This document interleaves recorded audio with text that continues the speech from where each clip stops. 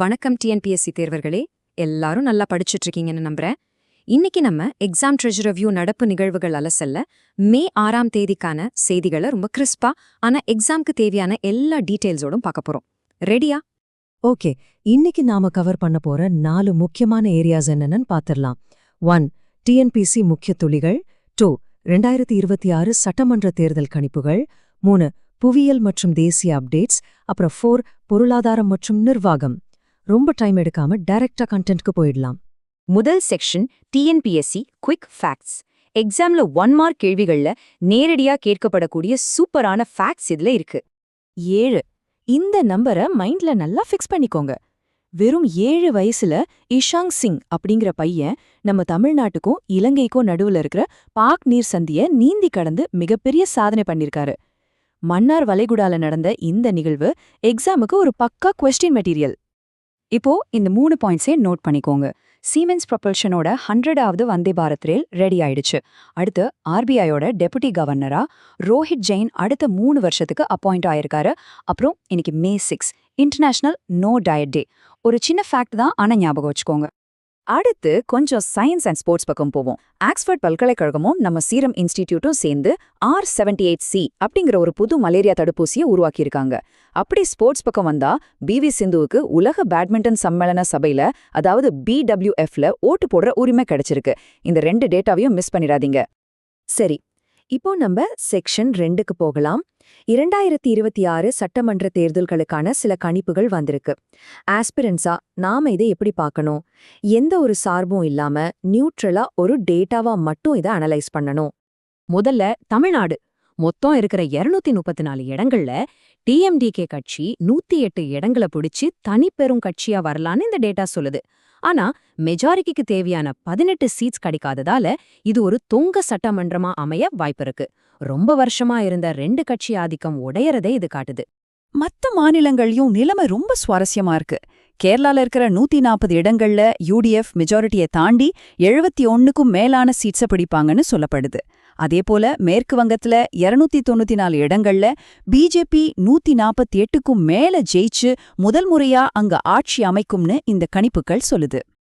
இதுல நீங்க கவனிக்க வேண்டிய ஒரு முக்கியமான வரலாற்று தகவல் இருக்கு. கேரளாவோட இந்த கணிப்பு மட்டும் நிஜமானால் இந்தியாவில கடந்த 50 வருஷமா இருந்த இடதுசாரி ஆதிக்கம் ஒரு முடிவுக்கு வரும். இது 1957ல EMS நம்பூதிரிபாடு காலத்துல ஆரம்பிச்ச ஒரு பெரிய வரலாறு தெரியுமா? இந்த அரசியல் டேட்டாவோட கடைசியா அஸ்ஸாம் மாநிலத்தையும் பாத்திரலாம். அங்க NDA கூட்டணி மெஜாரிட்டிக்கு தேவையான 64 இடங்களை ரொம்ப ஈஸியா தாண்டி 102 சீட்ஸ்ல ஜெயிச்சு தொடர்ந்து 3வது முறையா ஆட்சியை தக்க வைப்பாங்கன்னு கணிக்கப்பட்டிருக்கு. ஓகே, அரசியல் டேட்டா போதும். இப்போ செக்ஷன் 3 புவியியல் மற்றும் தேசிய செய்திகளுக்கு மாறுவோம். கைலை மானசரோவர் யாத்திரை பத்தின ஒரு பெரிய அனௌன்ஸ்மெண்டோட ஆரம்பிக்கலாம். இந்திய பயணிகளுக்காக கைலை மலையை சீனா திரும்பவும் ஓபன் பண்ணிருக்காங்க.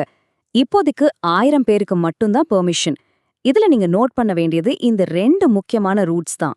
ஒன்னு உத்தரகண்ட்ல இருக்கிற லிபுலேக் பாஸ், இன்னொன்னு சிக்கிம்ல இருக்கிற நாதுலா பாஸ். இந்த மேப்பை மைண்ட்ல நல்லா ரெஜிஸ்டர் பண்ணிக்கோங்க. சிக்கிம் பத்தி பேசும்போது இன்னொரு சூப்பரான நியூஸ். இந்தியாவின் முதல் முழுமையான காகிதமில்லா, அதாவது பேப்பர்லெஸ் டிஜிட்டல் நீதித்துறையை கொண்ட மாநிலமா சிக்கிம் மாறியிருக்கு. டிஜிட்டல் இந்தியாவில இது உண்மையிலே ஒரு பெரிய மைல்கல். இந்த 2 வார்த்தைகளை கட்டாயம் எழுதி வச்சுக்கோங்க. சுபேஷ் மற்றும் ஸ்வாஸ். கோர்ட்ல தேங்கி கிடக்கிற கேஸுகளை குறைக்கிறதுக்காகவும் ஜட்ஜ்மெண்ட் சீக்கிரம் வர்றதுக்காகவும் நீதித்துறையில பயன்படுத்தப்படுற ஆர்டிஃபிஷியல் இன்டெலிஜென்ஸ் டூல்ஸ் தான் இது. மெயின்ஸ் எக்ஸாம்ல டெக்னாலஜி ரிலேட்டடா எழுதும்போது இதை கண்டிப்பா நீங்க கோட் பண்ணலாம். இப்போ நம்மளோட கடைசி பகுதிக்கு வந்துட்டோம். செக்ஷன் 4 பொருளாதாரம் மற்றும் நிர்வாகம். இதுல வர பாயிண்ட்ஸ் எல்லாமே உங்களோட மெயின் எக்ஸாம் ஆன்சர்ஸ் ரொம்ப ஸ்ட்ராங்காக்கும். இங்க பாருங்க, இந்தியா போஸ்ட் பேமெண்ட்ஸ் பேங்க் மகளிர் சுய உதவி குழுக்களுக்காக ஒரு புது 0 பேலன்ஸ் சேவிங்ஸ் அக்கவுண்ட்டை கொண்டு வந்திருக்காங்க. இதுல மேக்ஸிமம் பேலன்ஸ் லிமிட் 2 லட்சம் ரூபாய். கிராமப்புற பெண்களை ஃபார்மல் பேங்கிங் சிஸ்டம்குள்ள கொண்டு வரதான் இதோட மெயின் டார்கெட். கடைசியா கிக் ஒர்க்கர்ஸ்க்காக, அதாவது இந்த ஸ்விக்கி சொமேட்டோ மாதிரி தளங்கள்ல வேலை செய்றவங்களுக்காக இந்தியாவிலேயே முதல் முறையா ஒரு டிஜிட்டல் குறை தீர்க்கும் தளத்தை கர்நாடக அரசு லான்ச் பண்ணிருக்காங்க. சம்பள பிரச்சனை, வேலை நேரத்துல வர சிக்கல்களை தீர்க்க இது ரொம்பவே ஹெல்ப்ஃபுல்லா இருக்கும். சரி, இப்போ ஒரு சின்ன ஆக்டிவ் ரீகால் டெஸ்ட் வச்சுக்கலாமா? கைலை மானசரோவர் யாத்திரைக்கு ஓபன் பண்ணப்பட்ட அந்த 2 மலை கணவாய்கள், அதாவது பாசஸோட பேர் என்னன்னு உங்களால இப்போ டக்குன்னு சொல்ல முடியுதா? ட்ரை பண்ணி பாருங்க. உங்களோட ஆன்சர் உத்தரகண்டின் லிபு லேக் மற்றும் சிக்கிமின் நாத்துலா அப்படின்னா சூப்பர். நீங்க ரொம்ப கவனமா படிச்சுட்டு இருக்கீங்க. இன்னைக்கு நாம சிக்கிமோட பேப்பர்லெஸ் கோர்ட் ஜுடிஷியரியில ஏஐ பயன்பாடுன்னு நிறைய பார்த்தோம். இந்த மாதிரி டெக்னாலஜி நம்ம இந்திய நிர்வாக அமைப்பை இன்னும் எப்படிலாம் மாத்த போகுதுன்னு கொஞ்சம் யோசிச்சு பாருங்க. Keep studying smart. அடுத்த அலசில சந்திப்போம். வெற்றி நிச்சயம்.